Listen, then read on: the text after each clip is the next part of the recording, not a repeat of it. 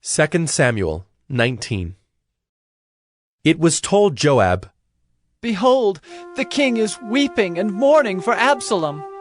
So the victory that day was turned into mourning for all the people, for the people heard that day.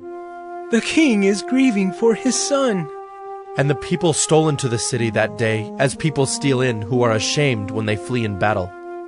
The king covered his face, and the king cried with a loud voice, "Oh, my son Absalom! Oh, Absalom! My son! My son!" Then Joab came into the house to the king and said, "You have today covered with shame the faces of all your servants, who have this day saved your life and the lives of your sons and your daughters and the lives of your wives and your concubines, because you love those who hate you and hate those who love you. For you have made it clear today that commanders and servants are nothing to you. For today I know that if Absalom were alive and all of us were dead today, then you would be pleased. Now therefore arise, go out and speak kindly to your servants, for I swear by the Lord, if you do not go, not a man will stay with you this night, and this will be worse for you than all the evil that has come upon you from your youth until now." Then the king arose and took his seat in the gate, and the people were all told, "Behold, the king is sitting in the gate." and all the people came before the king. Now Israel had fled, every man to his own home. And all the people were arguing throughout all the tribes of Israel, saying, "The king delivered us from the hand of our enemies, and saved us from the hand of the Philistines. And now he has fled out of the land from Absalom. But Absalom, whom we anointed over us, is dead in battle. Now, therefore, why do you say nothing about bringing the king back?" And King David sent this message to Zadok and Abiathar the priests. "Say to the elders of Judah, why should you be the last to bring the king back to his house, when the word of all Israel has come to the king? You are my brothers, you are my bone and my flesh. Why then should you be the last to bring back the king? And say to Amasa, are you not my bone and my flesh? God do so to me and more also, if you are not commander of my army from now on in place of Joab."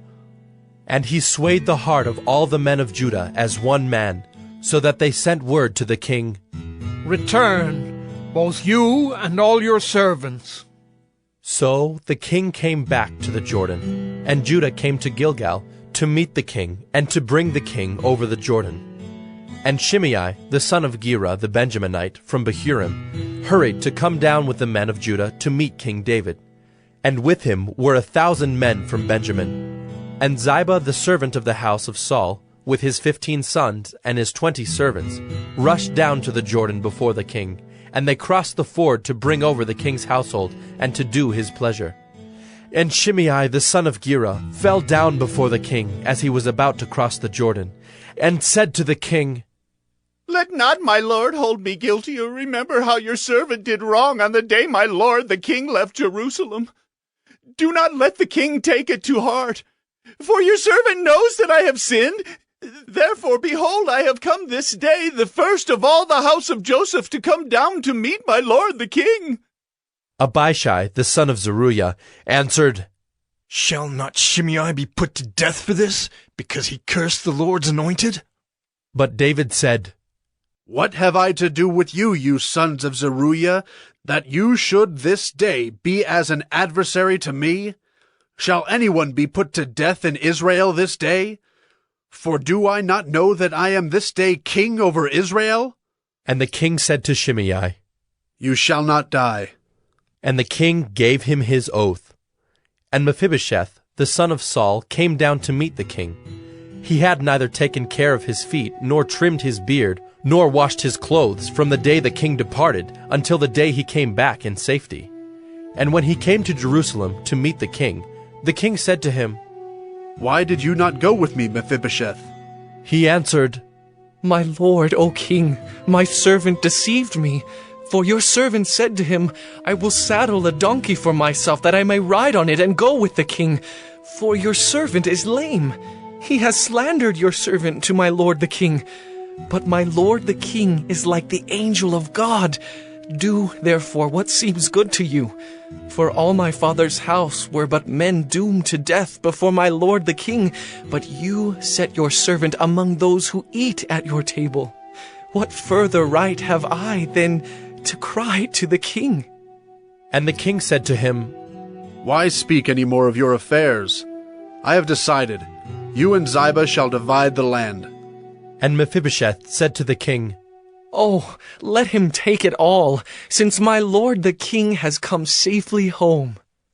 Now Barzillai the Gileadite had come down from Rogelim, and he went on with the king to the Jordan to escort him over the Jordan. Barzillai was a very aged man, 80 years old. He had provided the king with food while he stayed at Mahanaim, for he was a very wealthy man. And the king said to Barzillai, Come over with me, and I will provide for you with me in Jerusalem. But Barzillai said to the king, How many years have I still to live, that I should go up with the king to Jerusalem? I am this day 80 years old. Can I discern what is pleasant and what is not? Can your servant taste what he eats or what he drinks? Can I still listen to the voice of singing men and singing women? Why then should your servant be an added burden to my lord the king? Your servant will go a little way over the Jordan with the king. Why should the king repay me with such a reward? Please let your servant return, that I may die in my own city, near the grave of my father and my mother. But here is your servant Kimham. Let him go over with my lord the king, and do for him whatever seems good to you.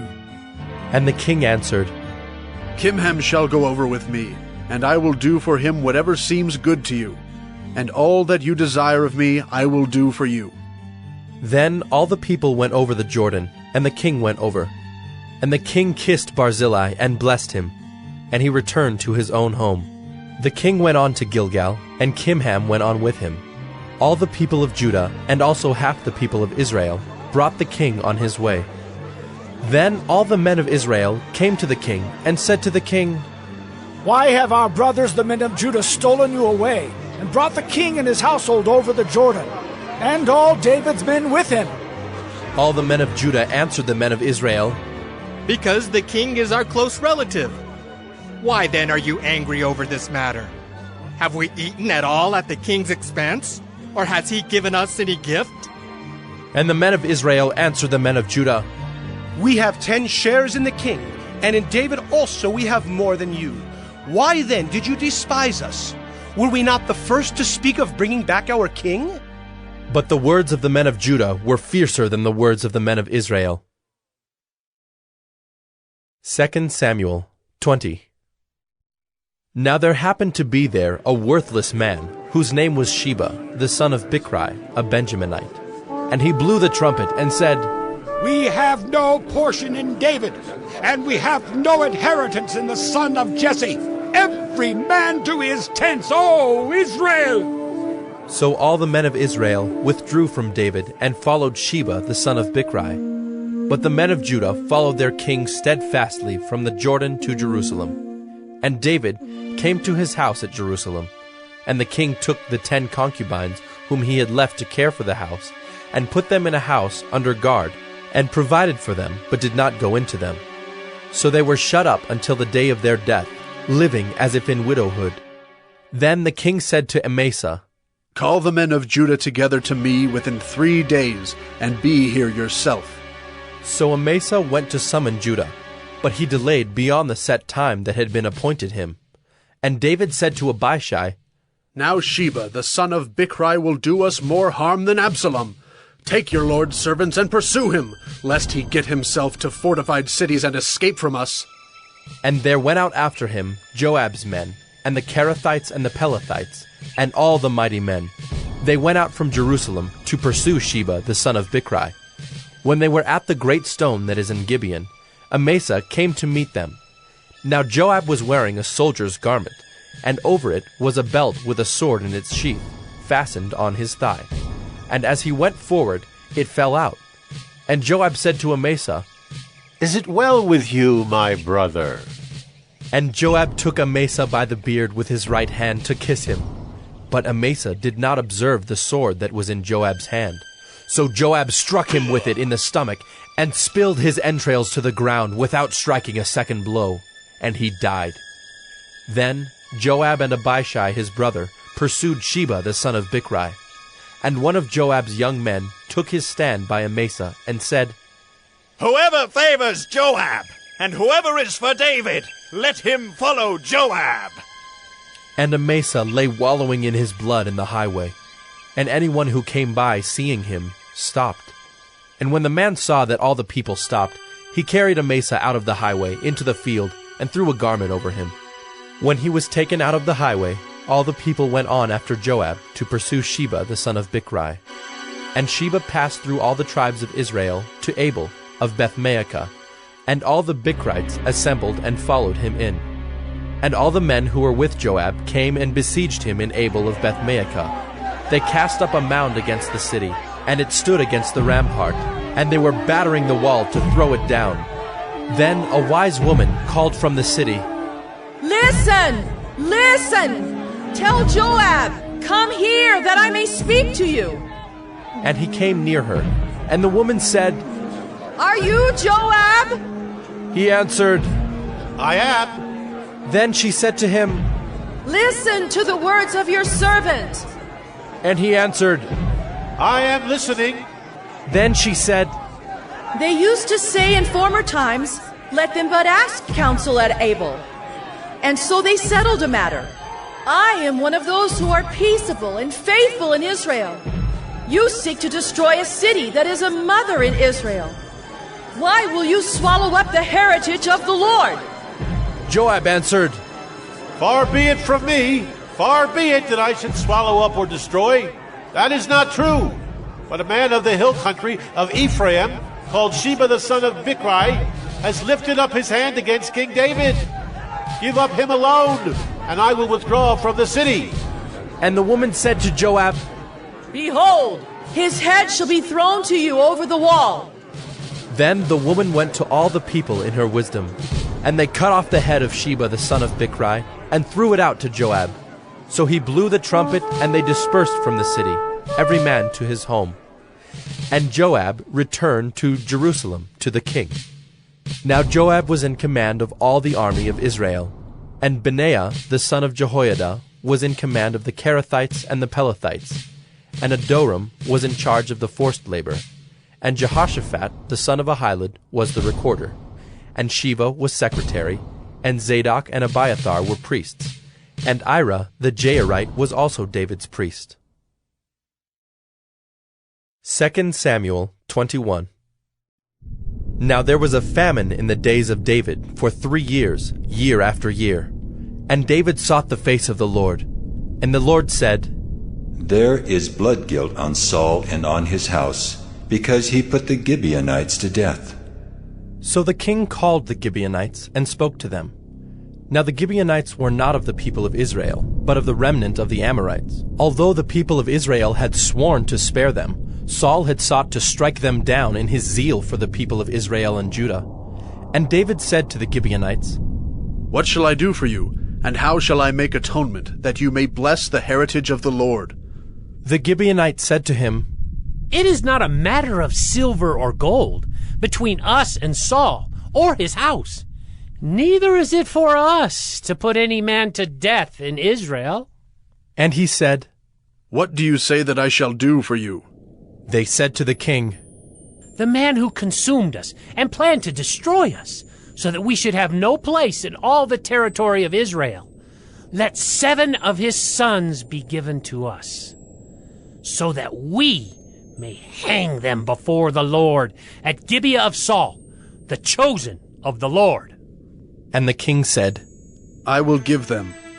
But the king spared Mephibosheth, the son of Saul's son, Jonathan, because of the oath of the Lord that was between them, between David and Jonathan the son of Saul. The king took the 2 sons of Rizpah, the daughter of Aiah, whom she bore to Saul, Armoni and Mephibosheth, and the 5 sons of Merab, the daughter of Saul, whom she bore to Adriel, the son of Barzillai the Maholathite. And he gave them into the hands of the Gibeonites, and they hanged them on the mountain before the Lord, and the 7 of them perished together. They were put to death in the first days of harvest, at the beginning of barley harvest. Then Rizpah, the daughter of Aiah, took sackcloth and spread it for herself on the rock, from the beginning of harvest until rain fell upon them from the heavens. And she did not allow the birds of the air to come upon them by day, or the beasts of the field by night. When David was told what Rizpah, the daughter of Aiah, the concubine of Saul, had done, David went and took the bones of Saul and the bones of his son Jonathan from the men of Jabesh-Gilead, who had stolen them from the public square of Bethshan, where the Philistines had hanged them, on the day the Philistines killed Saul on Gilboa. And he brought up from there the bones of Saul and the bones of his son Jonathan, and they gathered the bones of those who were hanged. And they buried the bones of Saul and his son Jonathan in the land of Benjamin in Zelah, in the tomb of Kish his father. And they did all that the king commanded. And after that, God responded to the plea for the land. There was war again between the Philistines and Israel, and David went down together with his servants, and they fought against the Philistines. And David grew weary. And Ishbi-Benob, one of the descendants of the giants, whose spear weighed 300 shekels of bronze, and who was armed with a new sword, thought to kill David. But Abishai, the son of Zeruiah, came to his aid, and attacked the Philistine, and killed him. Then David's men swore to him, "You shall no longer go out with us to battle, lest you quench the lamp of Israel." After this, there was again war with the Philistines at Gob. Then Sibbecai, the Hushathite, struck down Saph, who was one of the descendants of the giants. And there was again war with the Philistines at Gob, and Elhanan, the son of Jaare-Oregim, the Bethlehemite, struck down Goliath the Gittite, the shaft of whose spear was like a weaver's beam. And there was again war at Gath, where there was a man of great stature, who had 6 fingers on each hand and 6 toes on each foot, 24 in number. And he also was descended from the giants. And when he taunted Israel, Jonathan, the son of Shimei, David's brother, struck him down. These 4 were descended from the giants in Gath, and they fell by the hand of David and by the hand of his servants.